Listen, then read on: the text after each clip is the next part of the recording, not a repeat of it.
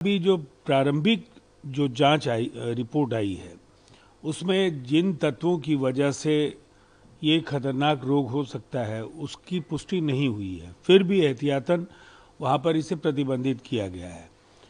लेकिन अगर बिहार में ऐसी कोई जानकारी आए तो फिर उसके बाद उस पर बातचीत होगी।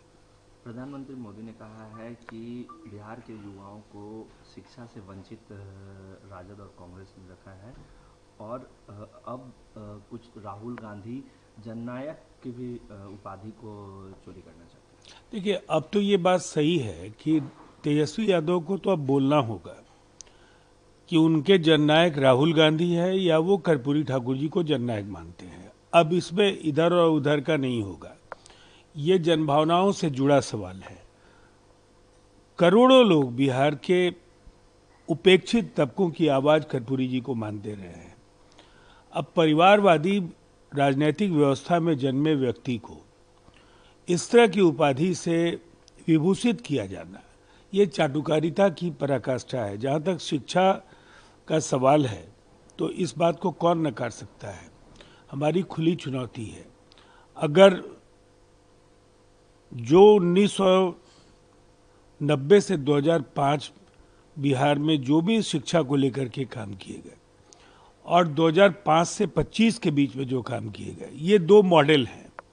और दरअसल बिहार के दो गठबंधन इन्हीं दो मॉडल पर बातें करते हैं। तो फिर व्हाइट पेपर जारी करे तेजस्वी यादव। क्या हुआ है 90 से 2005 में शिक्षा व्यवस्था को लेकर, चरवाहा विद्यालय से लेकर तमाम जो उनकी तथाकथित उपलब्धियां हैं उनको लेकर हिम्मत जुटाएं और जनता के बीच आए। डिप्टी सीएम विजय सिन्हा ने कहा है कि तेजस्वी यादव और राहुल गांधी इलेक्शन कमीशन के डिसीजन को नहीं मानते, बाकी सभी ने एक्सेप्ट कर लिया है इस चीज़ को और ये लोग डिसाइड नहीं करेंगे। बिहार की जनता एनडीए के पक्ष में और उन्होंने नाम को लेकर भी कोट किया कि अप्पू एंड पप्पू। देखिए, हार महागठबंधन की पक्की है। बहाने ढूंढना है, चुनाव आयोग पर ठिकरे फोड़ रहे हैं। और ये दरअसल ये पूरी तरह से स्क्रिप्ट बहुत पहले इनकी तैयार हो जाती है। जिन राज्यों में इनकी हार होने वाली होती है, ये सुनियोजित तरीके से ईवीएम पर, एसआईआर पर, स्पेशल समरी रिवीजन पर, जो भी निर्वाचन तंत्र से जुड़े जो फैसले हैं उन फैसलों पर ये सवाल खड़े करते करते और अंतिम में ये कहेंगे कि हम तो पहले ही बोल रहे थे। इनकी हार बहुत बड़ी होने जा रही है और शायद इसीलिए ये बार बार निर्वाचन आयोग पर ये सवाल खड़े कर रहे हैं। उन्होंने ये भी कहा है कि ये दोनों एक संवैधानिक पद पर हैं, लेकिन ये अपनी रिस्पॉन्सिबिलिटी से हमेशा भागते हैं। देखिए, ये तो सच है। बिहार ने कई ऐसे घटनाओं को देखा है जब बिहार बहुत मुश्किलों से गुजर रहा होता है। प्राकृतिक आपदाओं के समय तेजस्वी जी दुबई चले जाएंगे। जिस एसआईआर को लेकर राहुल गांधी इतने हमलावर थे, फाइनल ड्राफ्ट आने के दिन वो कोलंबिया में देखे जा रहे थे। तो ये गैर जिम्मेदाराना रवैया, चाहे वो बिहार में नेता प्रतिपक्ष या देश में नेता प्रतिपक्ष के तौर पर राहुल जी और तेजस्वी जी से जो अपेक्षाएं हैं जनता की, उस कसौटी पर ये खरे नहीं उतरते हैं।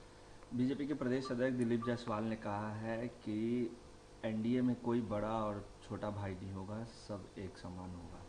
देखिए, इस बात को तो हम बराबर कहते रहे हैं कि हम सब मिलकर लड़ रहे हैं और हम गर्व के साथ कहते हैं कि एक अभिभावक के तौर पर एनडीए का नेतृत्व तो बिहार के मुख्यमंत्री नीतीश कुमार जी ने सदैव किया है।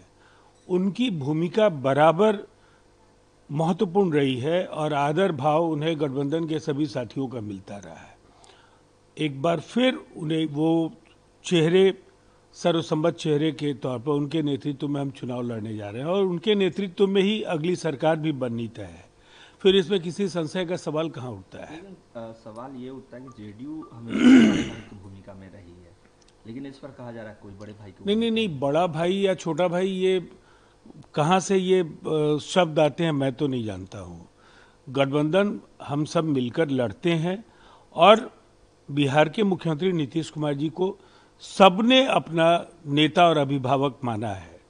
और इसी भरोसे और विश्वास पर गठबंधन के सभी दल एक दूसरे के पारस्परिक हितों का ध्यान रखते हुए चुनाव की तैयारियों में लगे हैं।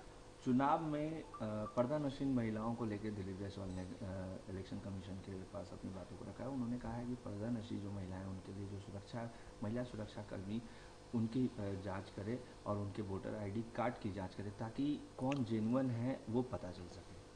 हम ये मानते हैं कि मतदाताओं की पहचान सुनिश्चित करना, मतदाता को भी सहयोग करना होगा और प्रशासन की भी जवाबदेही है कि कोई भी बोगस मतदान नहीं करे, कोई अवैध मतदाता मतदान के इस महापर्व का गलत उपयोग न करे। जयराम ने कहा है कि इलेक्शन कमीशन बीजेपी की बी टीम के रूप में काम कर रही है।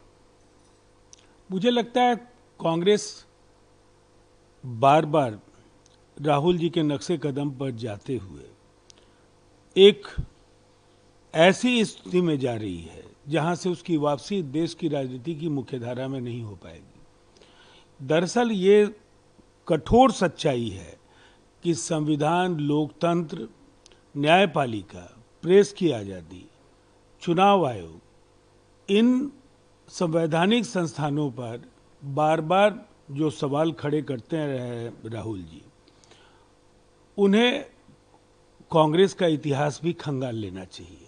मुझे लगता है जिस पार्टी के वो नेता हैं, उसके बिगड़ते स्वरूप और जो भटकाव जिस तरह से कांग्रेस ने देखा, जो दुर्भाग्यपूर्ण फैसले कांग्रेस के तत्कालीन सरकारों ने लिए, उनको अगर वो एक बार उनका स्मरण कर लेंगे तो फिर ऐसे आरोपों से वो बचेंगे। नेता प्रतिपक्ष तेजस्वी यादव ने कहा है कि I hope this time fair election is going on. Fair election नहीं होता तो बिहार में सबसे बड़ी पार्टी कैसे हो गए होते। और ये फेयर इलेक्शन ही है कि फिर वहीं पहुंच गए जहां उन्हें पहुंचना था। लोकसभा में उन्हें 4 सीटों पर हम लोगों ने समेट दिया। ये फेयर इलेक्शन होगा कि इस बार 20 सीटें भी आरजेडी के लिए जीतना मुश्किल हो जाएगा। देखिए, जनता क्या चाहती है, जो लोग ये नहीं समझ पाएंगे और केवल अपनी डफली बजाएंगे, उनको जनता करारा जवाब देती ही है। आज एशिया कप में वुमेन्स टीम पाकिस्तान के सामने रहेगी। हैंड शेक क्लासेस को लेके इसमें बातचीत चल रही है। देखिए, भारतीय टीम के साथ 150 करोड़ लोगों की भावनाएं जुड़ी हैं। पहलगाम का वो खौफनाक मंजर है। युद्ध के मैदान में पाकिस्तान को हमने रौंदा है। खेल के मैदान में भी अभी पुरुषों के एशिया कप में 3 बार हम लोगों ने पाकिस्तान को हराया है। महिलाएं भी एक सुनहरा इतिहास रचने जा रही हैं।